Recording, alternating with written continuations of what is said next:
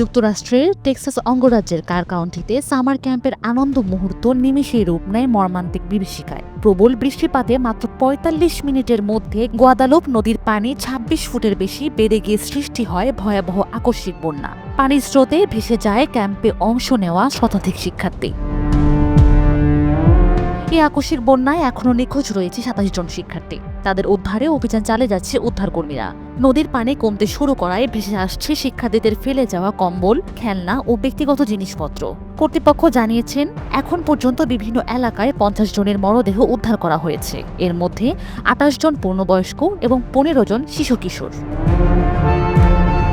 ঘটনার সময় ক্যাম্পের আশেপাশের এলাকা পানিতে প্লাবিত হয় এবং স্রোতে বাড়িঘর ভেসে যায়। রিপাবলিকান কংগ্রেসম্যান অগাস্ট পাফলুগারের ২ মেয়েকে জীবিত উদ্ধার করা সম্ভব হয়েছে।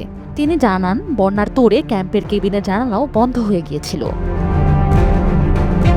টেক্সাসের ইমার্জেন্সি ম্যানেজমেন্ট বিভাগের প্রধান নিম কির জানিয়েছেন, উদ্ধার অভিযানে স্থল, জল ও আকাশপথের সব ধরনের সহায়তা দেওয়া হচ্ছে। কেউ জীবিত আছে কিনা বা কোথাও কোনো মরদেহ আটকে আছে কিনা তা নিশ্চিত করতে চলছে টানা তল্লাশি।